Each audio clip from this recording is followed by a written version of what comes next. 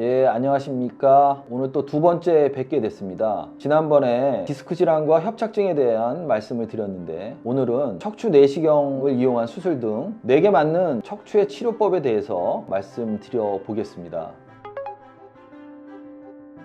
저희가 사실 외래에서 수술적 치료를 바로 해야 되는 경우는 흔치는 않습니다. 그래서 우리가 척추 질환의 치료 중에서 수술적 치료를 고려해야 되는 경우는 절대적인 응급 상황과 경과를 관찰한 후에 결정해야 하는 경우로 나누어 말씀드려야겠습니다. 갑작스러운 다리, 발목 등의 마비나 혹은 어깨, 팔 등의 상지에 마비가 있으면 그 원인이 척추 질환이라면, 또는 소대변의 장애를 동반하는 척추 질환이라면, 더 나아가서 사지부전 마비나 보행 장애가 심하여 일상생활이 불가능한 경우에는 하루라도 빨리 수술적 치료를 권하고 있습니다.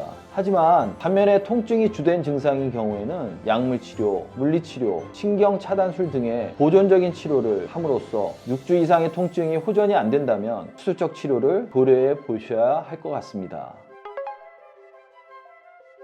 척추질환의 수술적 치료는 간단히 설명드리는 것이 매우 어렵습니다. 왜냐하면 그만큼 다양한 수술적 접근 방법이 있고, 또 거기에 사용되는 여러 가지 수식이 있기 때문입니다. 하지만 최근에는 되도록 수술을 위한 정상 조직의 절개를 최소화하고 되도록 정상 척추의 상태를 유지해서 나사못이나 인공 디스크 등을 사용하지 않고 하는 최소 침습 수술법이 많은 부분을 차지하고 있으면서 기존의 수술법을 대체하는 경향이 있습니다.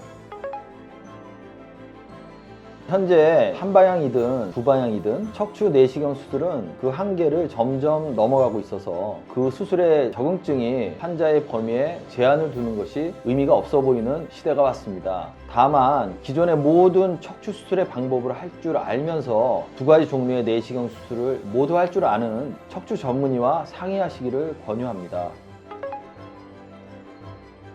네, 물론 있습니다. 척추 내시경으로 되지 않는 경우는, 예를 들자면 병변 부위가 너무 다발성이어서 여러 군데를 수술해야 되거나 척추의 불안정성을 동반하는 경우, 척추의 골절 같은 경우에는 아직도 기존의 수술 방법이 더 많은 안정성이 있다는 데이터가 입증되어 있어서 아직은 고식적인 수술 방법을 선호하기도 하지만 점점 그 한계가 극복되고 있는 것은 사실입니다. 척추 내시경 수술을 하시고 나서는 대부분의 환자분들이 증상이 많이 좋아지십니다. 너무 좋아지시니까 수술 후에 갑작스러운 활동의 시작이 오히려 요통이나 잔 통증을 오래 끌고 가는 경우가 많습니다. 아무리 증상이 수술 후에 좋아져도 약 2주간 보조기 등을 차시면서 수술 부위에 보험이 제한을 하면서 서서히 일상활동을 넓혀가시고 2주 정도 후 증상 호전이 어느 정도 안정기에 접어들면 가벼운 운동 등을 시작하셔서 앞으로 나의 척추를 어떻게 잘 쓰면서 잘 지낼 건가에 대한 대비를 하셔야 할 것입니다.